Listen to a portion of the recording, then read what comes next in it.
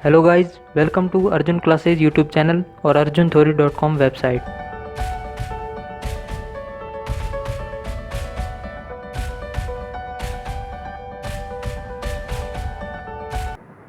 चलिए शुरू करते हैं आज की क्लास। तो आज हम पढ़ेंगे क्लास 12th फिजिक्स के चैप्टर विद्युत धारिता यानी इलेक्ट्रिक कैपेसिटेंस का पार्ट 4। इसके अन्य पार्ट पहले अपलोड हो चुके हैं। अगर आपने अभी तक नहीं देखे हैं तो डिस्क्रिप्शन में लिंक दिया हुआ है, वहाँ से आप देख सकते हैं। और इस चैप्टर के नोट्स का भी लिंक दिया हुआ है, वो भी आप ले सकते हैं। ठीक है, तो आज का हमारा टॉपिक है संधारित्रों के संयोजन की तुल्य धारिता। यानी कि अपने पास बहुत सारे संधारित्र हैं, ठीक है, उनको जोड़ के एक संधारित्र बनाया जाए तो उसकी धारिता क्या होगी। ठीक है, तो सबसे पहले अपन देखेंगे कि इनको अपन कितने तरीके से जोड़ सकते हैं संधारित्रों को। ठीक है, पहला होता है श्रेणीक्रम संयोजन, यानी कि उनको श्रेणी क्रम में जोड़ दें। दूसरा होता है समांतर क्रम या पार्श्व क्रम। ठीक है, ये क्या होता है और इसको मतलब कैसे जोड़ते हैं संधारित्रों को समांतर और श्रेणी में, सबसे पहले अपन ये देखेंगे। तो इसको समझाने के लिए मैं दो संधारित्रों का एग्जाम्पल लेता हूँ, ये अपन देखेंगे। इससे पहले मैं समझा रहा हूँ कि समांतर और श्रेणी का मतलब। ठीक है, मैं दो संधारित्र ले रहा हूँ। ये है इसकी धारिता है C1 और एक दूसरा संधारित्र है मेरे पास, धारिता है C2। ठीक है, इसको पहली बात श्रेणी क्रम में जोड़ना है, श्रेणी क्रम में। ठीक है, तो श्रेणी क्रम में हमेशा याद रखना, श्रेणी क्रम संधारित्रों का संयोजन वही कहलाता है जब पहले संधारित्र का दूसरा जो है, इसमें दो ये क्या है, दो प्लेटें हैं। ठीक है, तो इसकी पहले संधारित्र की दूसरी जो प्लेट है, इसमें ये पहली प्लेट है, ये दूसरी प्लेट है। दूसरी प्लेट पहले संधारित्र की दूसरी प्लेट, दूसरे संधारित्र की पहली प्लेट। ठीक है, इनसे अगर जोड़ा जाए और अगर तीसरा है और, तो तीसरे में क्या करेंगे, इसकी दूसरे की जो दूसरी प्लेट है उसको तीसरे की पहली प्लेट से। ठीक है, यानी कि एकांतर प्लेट से अगर जोड़ेंगे तो इसको अपन बोलते हैं, ऐसे संयोजन को अपन बोलते हैं श्रेणी क्रम संयोजन। ठीक है, दूसरा आता है समांतर या पार्श्व क्रम संयोजन। उसमें भी अपन दो का एग्जाम्पल ले लेते हैं। ठीक है, C1 C2। ठीक है, इसमें क्या होता है, इसमें अपन हमेशा सेम प्लेट को जोड़ेंगे। पहली प्लेट को पहली प्लेट से जोड़ेंगे और दूसरी प्लेट को दूसरी प्लेट से। जैसे इसको अपन कैसे जोड़ सकते हैं, पहली को पहली से, तो इसको जोड़ने के लिए अपन ऐसे कुछ कर सकते हैं कि इसको यहाँ रखें और दूसरे को यहाँ रखें।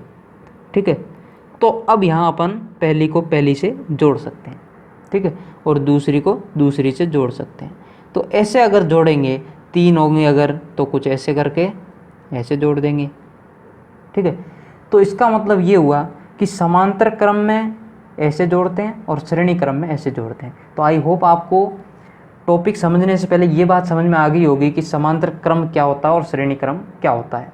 ठीक है, अब अपन देखते हैं, अभी भी अपन आगे अब टॉपिक शुरू नहीं करेंगे, उससे पहले एक बात और बताना चाहूँगा कि संयोजन अपन क्यों करते हैं और संयोजन का मतलब क्या होता है।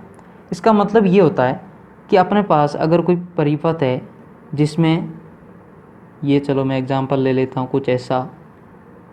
ठीक है, ये, ठीक है, ये किसी बैटरी से जुड़ा हुआ है, 20 वोल्ट की बैटरी से जुड़ा है। इसका मान है C1 C2 C3, यानी कि इनकी तीनों जो संधारित्र है उनकी धारिताएं हैं C1 C2 C3, जो कि 20 वोल्ट की बैटरी से जुड़ा है। अब इसको अपने को क्या करना है, संयोजित करना है। संयोजित का मतलब अब समझना, संयोजन अपन क्यों करते हैं। संयोजन का मतलब ये होता है कि इन तीनों संधारित्र जो है इनकी जो धारिताएं हैं, ठीक है, चलो ऐसे समझो कि ये जो तीन संधारित्र है इनको अगर अपने को एक संधारित्र बनाना है, ठीक है, कुछ ऐसा, यानी कि इस पूरे परिपथ को कुछ ऐसा बनाना है। ठीक है, 20 वोल्ट की बैटरी वही वो है, जो तीन संधारित्र थे उनको, उनकी जगह अपने को एक संधारित्र लिखना है। ठीक है, यानी कि एक संधारित्र दर्शाना है। तो इस एक संधारित्र की धारिता कितनी होगी ताकि इसका जो इफेक्ट होगा वो इन तीनों के इफेक्ट के बराबर हो। ठीक है, यानी कि इन सब के कारण जितना इफेक्ट होगा, यानी कि ये सब मिल के जितना चार्ज यानी आवेश स्टोर करेंगे इस 20 वोल्ट की बैटरी के कारण, वो इस एक आवेश के कारण स्टोर करना चाहिए, उतना का उतना। तो यहाँ अपन को कितनी धारिता की बैटरी वो संधारित्र अपने को रखना चाहिए, इसको अपन बोलते हैं क्या, संयोजित संधारित्र। ठीक है, यानी कि इनका जो संयोजन करेंगे तब वो संधारित्र जो कितने का होगा। अब ये था एक्स्ट्रा बातें, अगर आपको समझ में आई है तो बहुत बढ़िया, नहीं भी आई है तो कोई दिक्कत नहीं है। उस टॉपिक में अब अपन जाते हैं। पहला टॉपिक है अपना श्रेणी क्रम संयोजन की तुल्य धारिता। ठीक है, पहले अपन लेंगे श्रेणी क्रम संयोजन। तो श्रेणी क्रम संयोजन जैसा कि मैंने बताया कुछ इस प्रकार से अपन संयोजित करते हैं। पहले को ये पहला संधारित्र है, ये दूसरा है, ये तीसरा है। पहले संधारित्र की दूसरी प्लेट को दूसरे संधारित्र की पहली से, यानी कि एकांतर जोड़ देंगे। ठीक है, आई बात समझ में इतनी। ये 3 संधारित्र अपन ने ले लिए। अभी आपको ये कुछ भी नहीं देखना, मैं अपने आप समझाता जाऊँगा। अभी आपको ये देखना है कि 3 संधारित्र अपन ने जोड़ दिए, श्रेणी क्रम में जोड़ने थे तो जैसा कि मैंने बताया वैसा अपन ने जोड़ दिया। अब अपन क्या करते हैं, संधारित्र क्यों जोड़ते हैं, अपन आवेश स्टोर करने के लिए। ठीक है, आवेश स्टोर अपन कैसे करवाएंगे, किसी बैटरी से जोड़ के। तो यहाँ अपन एक बैटरी जोड़ देते हैं जो कि V वोल्ट की है। अब इसमें यहाँ प्लस टर्मिनल है और ये माइनस टर्मिनल है। ठीक है, तो अपने को पता है यहाँ प्लस टर्मिनल से क्या जाएगा, प्लस क्यू आवेश, और माइनस टर्मिनल से माइनस क्यू आवेश। आई इतनी बात समझ में, प्लस टर्मिनल से प्लस क्यू आवेश, माइनस टर्मिनल से माइनस क्यू आवेश। ठीक है, अब ये आवेश इधर जाएगा, क्योंकि ये शाखा एक ही शाखा है, शाखा मतलब ब्रांच जो भी आप कह सकते हैं, एक ही है। ठीक है, एक ही तार है, तो इसमें आवेश हमेशा समान रहेगा। ठीक है, अब जो मैं 2 बात बताऊंगा हमेशा वो 2 बात याद रखनी, आपका आज का टॉपिक पूरा क्लियर हो जाएगा। वो बात ये है पहली कि श्रेणी क्रम में आवेश समान रहता है, उसका कारण मैंने बता दिया, क्योंकि एक ही ब्रांच है तो इसमें आवेश एक जैसा वितरित होगा, एक जैसा जाएगा। ठीक है, दूसरी बात ये याद रखनी है कि इसमें जो विभवांतर होता है वो सारे जो तीनों संधारित्र है उसमें अलग अलग होता है।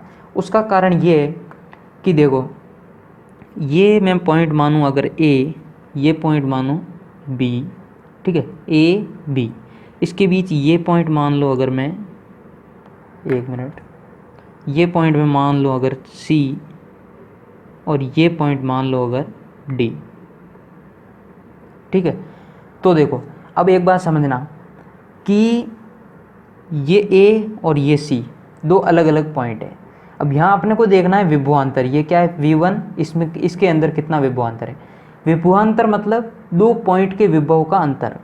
इसका विभव मान लो, मैं मान लेता हूँ VA, इसका VC, VD और VB। ठीक है, तो इसका विभव अंतर कितना होगा, VC माइनस VA, और इसका कितना होगा VD माइनस VC, इसका क्या होगा VB माइनस VD, यानी कि समान तो नहीं है। ठीक है, यानी कि इसमें विभवांतर जो होता है वो अलग अलग होता है। यहाँ मेरा कहने का मतलब ये था। ठीक है, तो अभी तक आपको समझ में आ गई बात तो बहुत बढ़िया, अगर नहीं समझ में आई तो आपको 2 बातें याद रखनी है, उससे आपका ये आगे का प्रोसेस पूरा हो जाएगा। वो बात याद ये रखनी है कि श्रेणी क्रम में हमेशा आवेश समान होता है और विभवांतर जो होता है वो अलग अलग होता है। ठीक है, तो अब मैंने मान लिया आवेश जो समान आवेश है वो Q है, और विभवांतर जो अलग अलग है वो पहले में V1 है, दूसरे में V2 है, तीसरे में V3 है।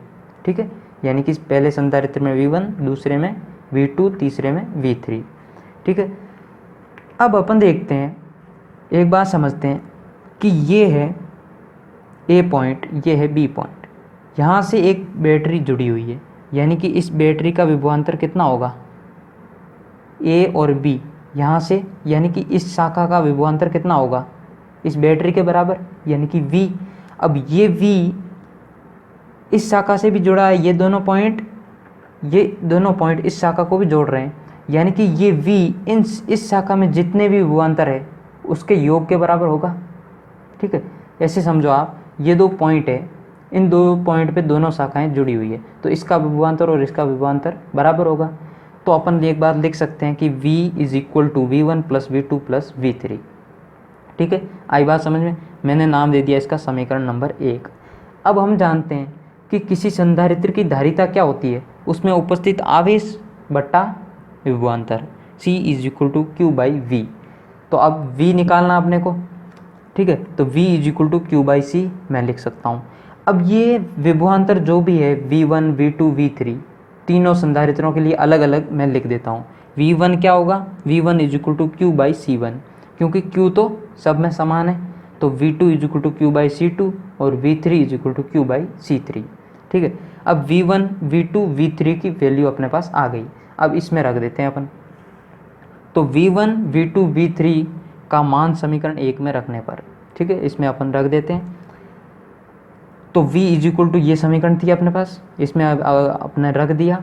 अब Q क्या है, कॉमन आ जाएगा, ये Q है, ये इधर सबसे कॉमन आ जाएगा क्योंकि Q तो सब में समान है, Q से Q कट जाएगा, तो ये फाइनली क्या आ जाएगा 1/C। इसको C या C तुल्य लिख सकते हैं, तुल्य मतलब संयोजन का या इक्विवेलेंट, ठीक है।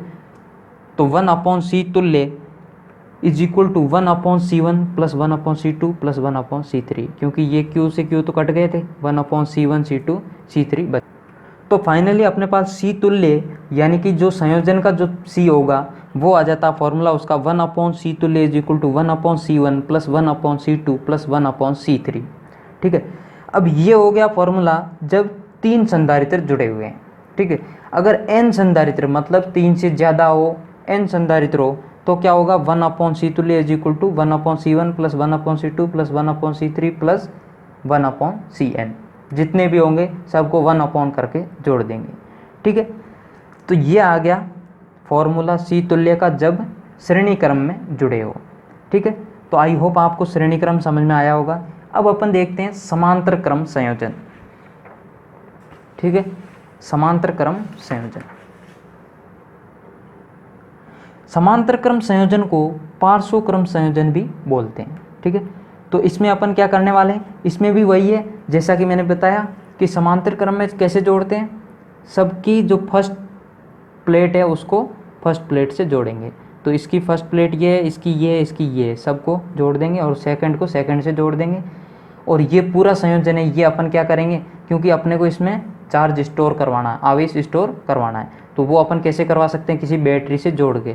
तो अपन एक V वोल्ट की बैटरी जोड़ देंगे, ठीक है। अब V वोल्ट की बैटरी जोड़ेंगे तो अपने को एक बात पता है कि बैटरी से प्लस टर्मिनल से यहाँ प्लस Q आवेश जाएगा, प्लस Q, और माइनस टर्मिनल से माइनस Q आवेश जाएगा।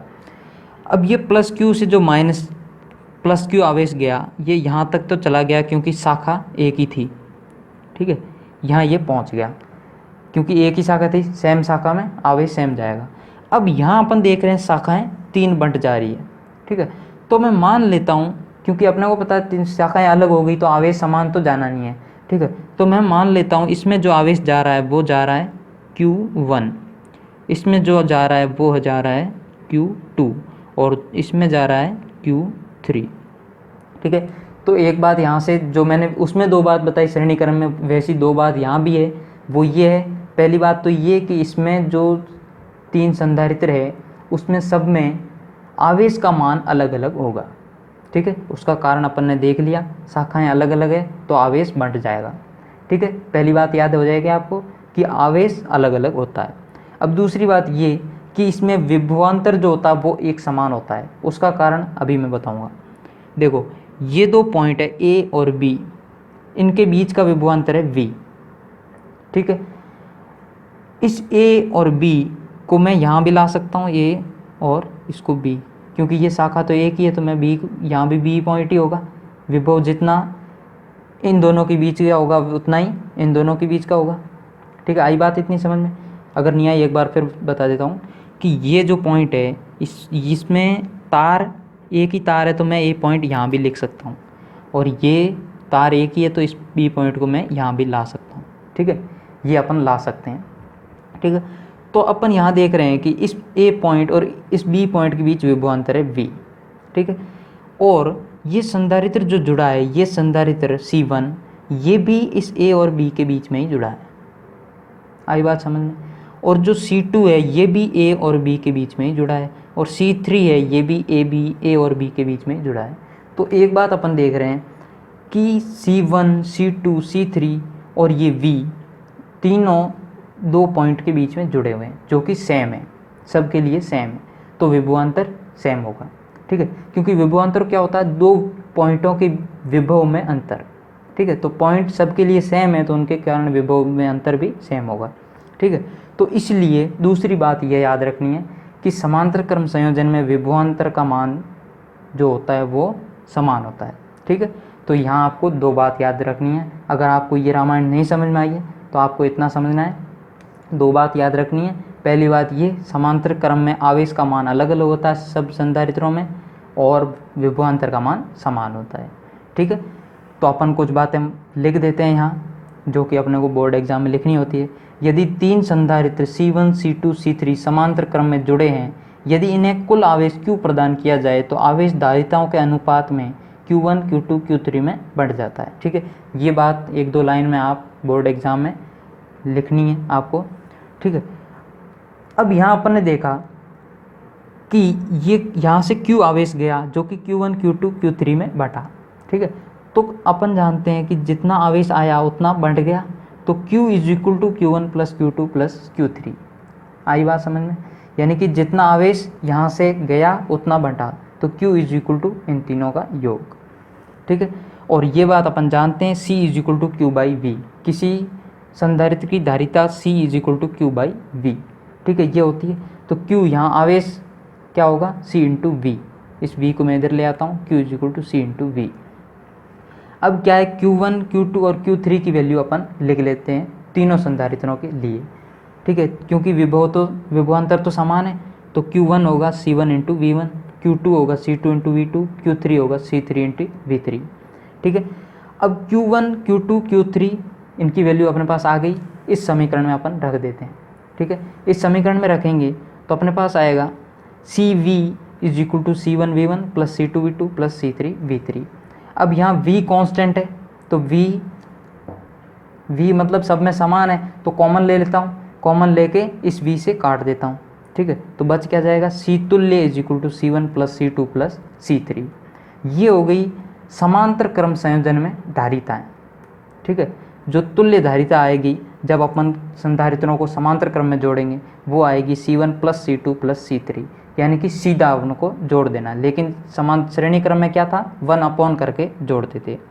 अब ये हो गया फॉर्मूला जब संधारित्र किस में हो, समांतर क्रम में हो और 3 संधारित्र हो। अब 3 से ज़्यादा होगा तो अपन क्या करेंगे, मान लेते हैं n संधारित्र है तो उन n संधारित्रों को जोड़ देंगे। ठीक है, तो यहाँ कहने का मतलब ये जो समांतर क्रम में तुल्य धारिता होती है वो सबको अपन जोड़ देते हैं। अब एक बात यहाँ अपन ने देखी होगी, टॉपिक पूरा हो गया, लेकिन एक बात मैं आपको बता देता हूँ।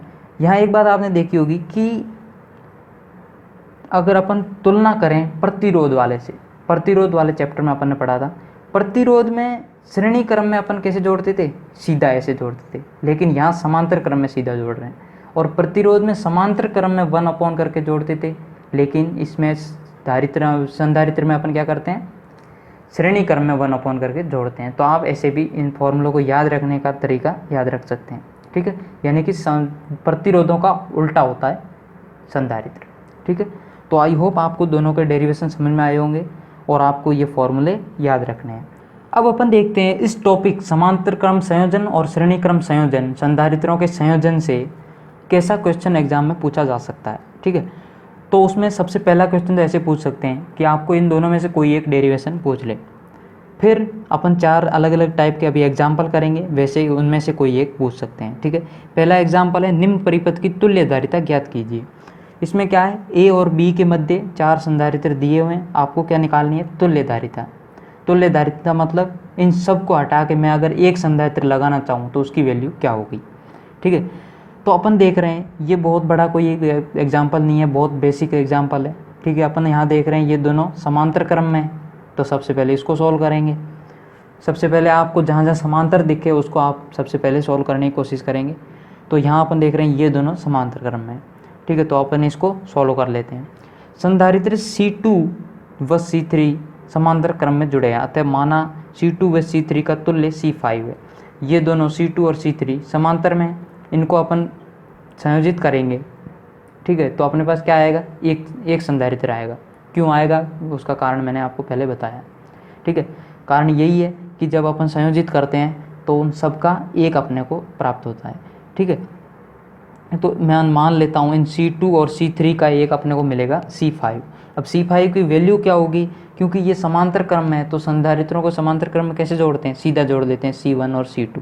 तो C5 आ गया, C1 की वैल्यू है 1 पिकोफैरड, C3 की वैल्यू है 1 पिकोफैरड, तो ये क्या आ जाएगा 2 पिकोफैरड, ठीक है। अब अपन देख रहे हैं ये पूरा परिपथ जो है ये कुछ ऐसा बन गया। चलो मैंने नीचे बना रखा है, ठीक है, तो यहाँ बनाने की जरूरत नहीं है। अब C2 C3 को C5 में विस्थापित करने पर परिपथ निम्न अनुसार बनेगा। कैसा बनेगा, ये A और B दो पॉइंट तो वहीं के वहीं रहेंगे। C1 अभी अपन ने कुछ नहीं किया C1 के साथ, तो C1 वहीं का वहीं रहेगा। इन दोनों को संयोजित करके अपन ने क्या प्राप्त कर लिया, C5। तो यहाँ C5 आ जाएगा जो कि वैल्यू है उसकी 2 पिकोफैरड, और C4 के साथ भी कुछ नहीं किया तो C4 सीधा का सीधा। तो अब फाइनली अपने पास ये परिपथ आ गया। अब अपन यहाँ देख रहे हैं ये तीनों किस में है, श्रेणी क्रम में। तो श्रेणी क्रम का फॉर्मूला अपने को पता है, तो श्रेणी क्रम में अपन लगा देते हैं। तो C तुल्य, यहाँ तुल्य भी लिख सकते हैं आप, 1/C तुल्य इज इक्वल टू, श्रेणी क्रम में ये फॉर्मूला होता है 1/C1 प्लस 1/C5, C1 का 1/C1 plus 1/C5 plus 1/C4, ठीक है। C1 की वैल्यू है 2 पिकोफैरड, C5 की 2 पिकोफैरड और C4 की भी है 2 पिकोफैरड, ठीक है। तो इनको जोड़ेंगे तो ये आ जाएगा 3/2, तो 1/C है 3/2, तो C क्या होगा, उल्टा कर देते हैं 2/3 पिकोफैरड, ठीक है। तो ये हो जाएगा इसका तुल्य धारिता, यानी कि इन पूरों को हटा के एक संधारित्र अगर जोड़ा जाए, लगाया जाए, तो उसकी वैल्यू होगी 2/3। नेक्स्ट एग्जांपल देखते हैं। संलग्न चित्र में प्रत्येक प्लेट का क्षेत्रफल A और लगातार प्लेटों के मध्य दूरी D है।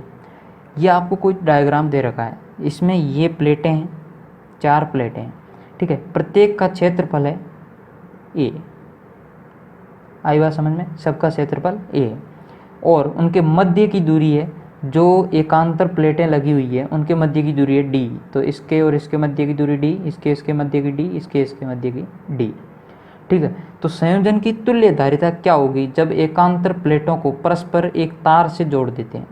एक तार से अगर जोड़ दिया जाए तो इसकी तुल्य धारिता क्या होगी। तो अपन यहाँ देख रहे हैं ये प्लेट और ये प्लेट मिलके एक संधारित्र का निर्माण कर रही है, ये प्लेट ये मिलके एक संधारित्र का निर्माण कर रहे हैं, और ये प्लेट मिलके एक संधारित्र का निर्माण कर रहे हैं, ठीक है, और जो कि समांतर क्रम में जुड़े हुए हैं। तो अपने को पता है दो प्लेटों के कारण जो धारिता होती है वो होती है C is equal to A/0/D, जब उनका क्षेत्रफल A हो और उनके मध्य की दूरी D हो। ये बात अपने को पता है, ये अपन पहले पढ़ चुके हैं, ठीक है। तो एक की धारिता ये है, वैसा ही सेम ये है, क्षेत्रफल A है और बीच की दूरी D है, तो इसकी भी धारिता यही होगी, इसकी भी धारिता यही होगी। क्योंकि ये तीनों समांतर क्रम में जुड़े हैं, तो समांतर क्रम में तुल्य क्या होता है, तीनों को जोड़ देते हैं। तीनों सेम है तो C plus C plus C यानी कि 3C, तो अपन सीधा लिख सकते हैं C तुल्य इज इक्वल टू 3A/0/D, ठीक है। ये आ गई तुल्य धारिता। नेक्स्ट एग्जांपल देखते हैं। निम्न संयोजन की तुल्य धारिता 1 माइक्रोफैरड है, तो C का मान बताओ। अब क्या पूछा आपको कि इस पूरे संयोजन का जो तुल्य धारिता होगी वो है 1 माइक्रोफैरड। तो अपने को क्या निकालना है, इस C की वैल्यू निकालनी, यानी कि सबकी धारिता जो है C है, तो धारिता की वैल्यू निकालनी है, ठीक है।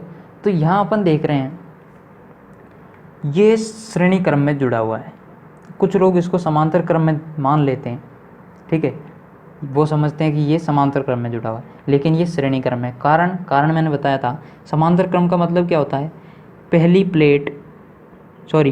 संधारित्र की दूसरी प्लेट से अगला संधारित्र की पहली प्लेट जुड़ी हुई होगी। तो यहाँ ये पहला संधारित्र मैं अगर इसको मानूँ तो इसकी ये दूसरी प्लेट है, ये पहली, ये दूसरी प्लेट है, ये नेक्स्ट संधारित्र की पहली प्लेट से जुड़ा है, और फिर इसका दूसरे का इसके पहले से जुड़ा है, ठीक है। तो मैंने बताया ये ऐसा संयोजन जो होता है वो होता है श्रेणी क्रम। ठीक है, तो श्रेणी क्रम में सी तुल्य क्या होगा, इस पूरे का तुल्य अपने को दे रखा है 1 माइक्रोफेरेड, तो अपन तुल्य फॉर्मूले से निकाल के 1 के बराबर रख देते हैं। तो फॉर्मूले से तुल्य क्या आएगा 1/c plus 1/c plus 1/c plus 1/c। ठीक है, तो सी तुल्य अपने को पता है 1/c तुल्य, सी तुल्य की वैल्यू क्या है 1 microfarad is equal to 4/c, जोड़ देते हैं 4/c, तो यहाँ से अपने पास आ जाएगी सी की वैल्यू। तो यहाँ कंसेप्ट समझने का ये था कि ये श्रेणी क्रम में कैसे, मैंने कारण बता दिया। अब एक आपकी एनसीईआरटी का एग्जाम्पल है जो कि बोर्ड में पूछा जा सकता है। एग्जाम्पल ये है कि 2 पिकोफेरेड, 3 पिकोफेरेड और 4 पिकोफेरेड धारिता वाले 3 संधारित्र पार्श्व क्रम में जोड़े गए हैं। पार्श्व मतलब समांतर क्रम में जोड़े गए हैं। अब इसमें 2 क्वेश्चन आपको पूछे हैं, संयोजन की तुल्य धारिता क्या होगी, और यदि संयोजन को 100 वोल्ट के संभरण यानी कि वोल्टता समझ सकते हैं आप, वोल्टेज से जोड़ दें, ठीक है, 100 वोल्टेज की बैटरी से जोड़ दें, तो प्रत्येक संधारित्र पर आवेश का मान ज्ञात कीजिए।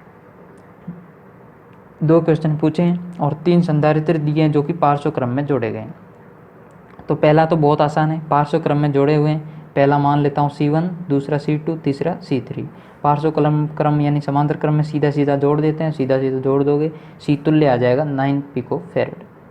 ठीक है, दूसरा भी आसान है, यदि संयोजन को 100 वोल्ट की बैटरी से अगर जोड़ दिया जाए तो प्रत्येक में अपने को क्या निकालना, आवेश। तो आवेश अपने को पता है क्या होता है, Q is equal to CV, क्योंकि C क्या होता है Q/V, तो Q इज इक्वल टू, इस V को इधर ले आता हूँ CV। ठीक है, अपने को पता है एक बात, समांतर क्रम में हमेशा वोल्टेज का मान यानी विभवांतर का मान समान होता है। ठीक है, जो कि कितना है यहाँ दे रखा है 100 वोल्ट, तो Q1 क्या हो जाएगा, Q1 is equal to C1V, C1 into V। V की वैल्यू 100 है, C1 की वैल्यू अपने को दे रखी है 2 पिकोफेरेड। पिको का मतलब होता है 10⁻⁻12, तो 2 इंटू 10⁻⁻12 इंटू वोल्टेज की वैल्यू 100, तो यहाँ से आवेश आ जाएगा Q1। इसी तरह सी संधारित्र 2 में आवेश का मान मैं मान लेता हूँ Q2 है, Q2 क्या होगा C2 इंटू V, C2 की वैल्यू है 3 पिकोफेरेड, 3 इंटू 10⁻12 इंटू 100, तो इसकी वैल्यू ये आ जाएगी। तो ऐसे ही आप C3 के लिए निकाल सकते हैं। ठीक है, तो यहाँ मेन बात ये भी थी कि पिको का मतलब ये होता है। तो आई होप आपको आजकल कंप्लीट लेक्चर समझ में आया है।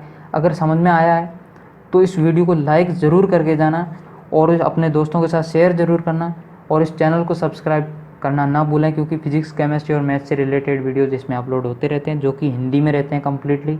उनको समझ के आप अपने कंसेप्ट आसानी से बना सकते हैं। और अगर आपको इस चैप्टर के और अन्य चैप्टर के नोट्स चाहिए तो डिस्क्रिप्शन में लिंक दिया हुआ है, वहाँ से आप नोट्स ले सकते हैं। Thank you, thanks for watching.